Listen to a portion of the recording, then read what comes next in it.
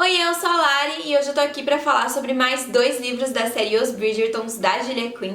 Hoje, então, a gente vai conversar um pouquinho sobre os livros Para Sir Philip com Amor e sobre o Conde Enfeitiçado, que são, respectivamente, o 5º e o 6º livro da série. Pra você que ainda não viu as minhas outras resenhas da série, eu vou deixar elas aqui nos cards, caso você se interesse. Sempre faço essas resenhas dessa série de 2 em 2, então hoje aqui a gente tá pra falar de 2 que viraram meus favoritos da série até o momento. Antes de começar a falar sobre os 2 livros, então, eu gostaria de pedir a sua inscrição caso você ainda não seja inscrito nesse canal. Se você gostar desse vídeo também, não esquece de deixar um like aqui embaixo, compartilha com os amigos. E caso você se interesse por esses livros ou se interesse pela série dos Bridgertons, eu vou deixar aqui na descrição o meu link da Amazon pra você comprar por ele, tá? Caso você queira me ajudar e tal, você não vai pagar mais nada por isso. Para Sir Philip com Amor vai contar a história da Eloise Bridgerton, então, que é a 5ª irmã Bridgerton. A Eloise, ela tem uma personalidade muito viva, muito extrovertida e muito cativante também. E ela é uma pessoa que gosta muito de escrever cartas, isso já vinha sendo também construído desde lá dos outros livros, apesar de que superficialmente é que a gente vai conhecer um pouquinho mais dela. É quando uma prima dela morre que ela decide, então, escrever uma carta de condolências, né, desejando seus pêsames pro Sir Philip, que é o viúvo agora, né, o atual viúvo, deixado aí com seus 2 filhos após a morte da sua mulher. O Sir Philip, então, ele fica comovido com esse gesto tão inesperado, né, da jovem. Ele retribui a carta e é assim que eles começam a conversar entre si através dessas cartas. Então, Eloise, ela nunca viu ele pessoalmente. Também tem o fato de que ela tá se sentindo aí um pouco deixada de lado, um pouco, né, estranha, porque a sua melhor amiga se casou e ela já é uma mulher em idade avançada para os padrões da sociedade. Ela já deveria ter se casado, só que ela nunca encontrou alguém com quem ela tivesse alguma coisa tão forte e tivesse essa necessidade, essa vontade de se casar. Mas agora que a sua melhor amiga se casou, ela tá se sentindo um pouquinho mal por isso, coisa que ela nunca se sentiu muito antes, porque elas duas eram meio que companheiras de encalhamento, companheiras encalhadas, entre aspas. Então, nessa conversa pelas cartas com o Sir Philip, ela acaba descobrindo que ele tá procurando uma esposa nova e que ajude ele a cuidar dos filhos dele, que esteja ali pela casa, cuide das coisas, porque ele mesmo não sabe muito bem como fazer essas coisas. Ele, inclusive, é um personagem muito fechado, guarda muitos sentimentos dele pra ele, coisa que a gente já viu bastante, né, nesses livros, principalmente dos homens destes livros. Faz até sentido, né, porque essa sociedade do século 19 não tinha nem perto dessas discussões que a gente tem hoje sobre masculinidade tóxica, né? Mas ele é totalmente o oposto da Eloise mesmo, é até um pouco estranho de início você pensar que os dois se dariam tão bem, que os dois chegariam a considerar se casar, por exemplo. E é isso que acontece. O Sir Philip, ele pede pra Eloise, ele convida ela pra ir até a casa dele, conhecer ele, e a Eloise, ela fica um pouco assustada, mas ao mesmo tempo ela acaba aceitando o convite, mas ela não fala pra ele que ela aceita o convite. Ela simplesmente deixa a família dela em Londres, às escondidas, e vai pra casa do Sir Philip. Chega lá de supetão, de surpresa. Isso é uma coisa que deixa as coisas um tanto engraçadas também. Mas enfim, a história aqui é simplesmente incrível. A Julia Quinn, ela sempre tem esse sentimento, essa sensibilidade muito grande na hora de construir personagens, na hora de construir romances. O Sir Philip, ele tem um trauma muito grande acarretado pela morte da mulher dele, que apesar de que era uma mulher que ele não era tão chegado, ele não era apaixonado por ela, ele não sentia algo tão forte assim por ela. A morte dele veio de um jeito que acabou afetando ele muito. Ele meio que carrega uma culpa aí sim, mesmo que ele negue isso pra si mesmo. E a Eloise vai ser algo completamente novo pra ele, um sentimento vivo. Ela vai trazer esse ânimo que a casa dele nunca teve, que a família dele nunca teve. E a Eloise, ao mesmo tempo, vai ter que lidar com a figura de um homem fechado, que não fala sobre os seus sentimentos de forma alguma, que guarda todas as coisas pra ele, e os filhos dele, que são uns capetinhas, vamos dizer assim. Eles são bem extrovertidos e bem malcriados no começo, fazem algumas travessuras de criança. A Eloise vai ter que aprender a lidar tanto com o Sir Philip quanto com os filhos dele. Então é algo assim diferente de todos os outros livros dos Bridgertons que a gente viu até agora, em que todos os romances eles eram novos, né, com dois jovens se conhecendo e se apaixonando, que nunca tinham se casado antes, nunca tinham tido experiências do tipo, né? Então esse livro se difere um pouco dos outros por conta disso, e isso é ótimo também. Ele é muito profundo, gente. Eu amo a forma como Julia Quinn trabalha sentimento,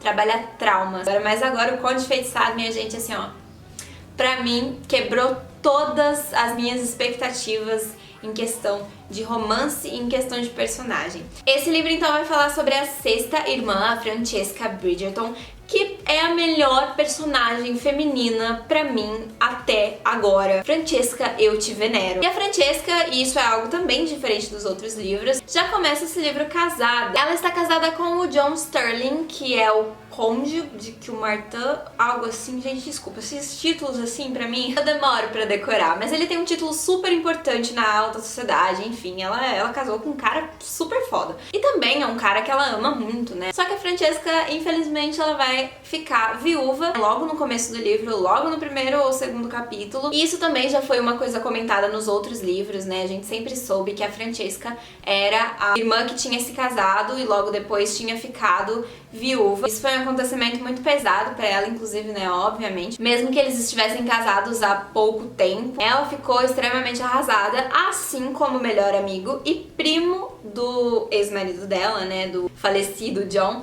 o Michael Sterling, que sempre foi apaixonado pela Francesca, mas sempre reprimiu esses sentimentos por ela por conta do primo, porque eles eram casados, mas ele sempre achou a Francesca de uma vivacidade e ao mesmo tempo de um mistério, de uma aura misteriosa e divertida, ao mesmo tempo engraçada e viva. As irmãs Bridgerton, inclusive, tem muito disso, né? Acabei de perceber. A Francesca, ela é diferente, segundo o Michael, porque ela, ao mesmo tempo que ela tem essa aura dela toda divertida e brincalhona e que combina muito com a dele, até porque eles são melhores amigos, ela também tem os seus mistérios. E essa morte do John, assim como abalou a Francesca, também vai abalar muito o Michael. Ele vai ficar extremamente mexido com isso e sem saber muito o que fazer. Os dois vão se afastar um do outro, vão se afastar da vida que eles tinham anteriormente. A Francesca vai lidar com o luto dela de uma forma e o Michael vai lidar com o luto dele de outro. O Michael vai viajar, ele vai pra Índia, ele vai pra vários lugares e a Francesca vai continuar ali, vai continuar cuidando dos assuntos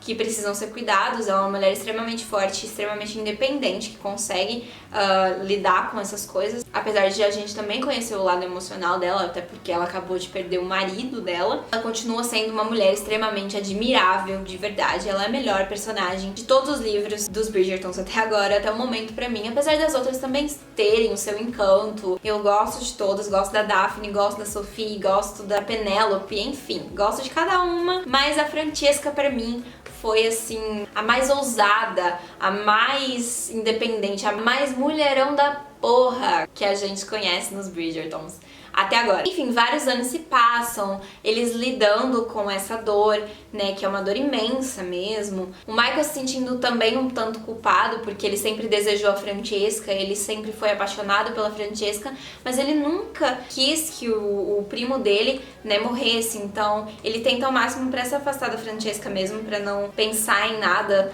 e não querer nada e não aflorar esses sentimentos mais ainda, porque ele se sentiria ainda mais culpado por isso. Só que é claro que isso não vai durar por muito tempo, né? Porque afinal é um livro de romance. Então depois de alguns anos aí, eles vão voltar pra Londres, né? Eles vão se reencontrar, meio que sem querer aí até. E algo ali, uma chama vai reacender no Michael, obviamente, e algo também vai se acender ali na Francesca também, mesmo que ela demore um pouco pra perceber. No começo, eu achei que ia ser um dos piores livros, eu achei que eu ia odiar esse livro, eu achei que... não odiar ele, porque é meio impossível odiar o livro da Julia Quinn, mas achei que ele ia ser um dos mais fracos mesmo, porque as coisas, elas acabam demorando um pouco demais pra acontecer. Esse seria um dos defeitinhos dele. Você acaba vendo o romance se desenrolar de uma forma muito lenta, porque tem toda essa parte do luto da Francesca e tem toda essa parte do luto do Michael, e a gente realmente não pode pular isso, né, se for parar pra pensar, porque é uma puta de uma construção de personagem, uma puta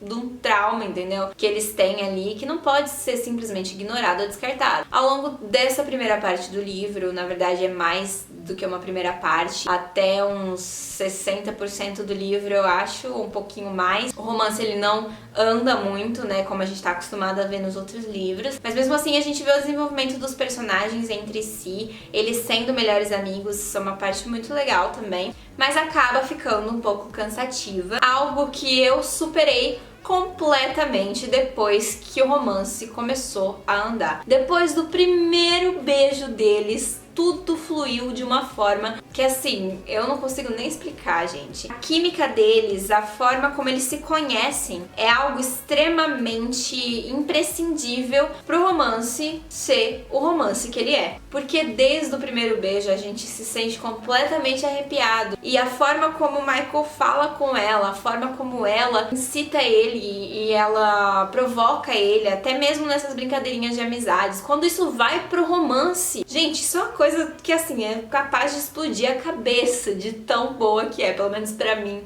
foi uma experiência incrível e esse com certeza é meu livro favorito até o momento, apesar de eu ter dado 4 estrelas pra ele, porque ele acaba se tornando um pouco cansativo mesmo, mas ainda assim favoritei no coração, na vida, em tudo, porque o romance deles é realmente muito, muito bem construído, a paixão, o desejo deles um pelo outro é sem igual, sem igual. E o fato da Francesca também já ser uma mulher experiente, o Michael, ele era um devasso, né, antes de tudo, porque ele queria ficar esquecendo a Francesca, então ele ficava com qualquer uma, ou ele ficava com mulheres que se pareciam com ela, mas ele sempre estava ali ficando com mulheres pra tentar esquecer a Francesca. E a Francesca já tem um pouco de experiência também nisso também na hora das cenas picantes. Minha gente, minha gente, minha gente. Diria também que é um dos livros mais picantes. Todos os livros têm algo a mais, tem essa coisa, umas de época sempre, ou quase sempre, não sei, acredito que sempre tem essas cenas assim,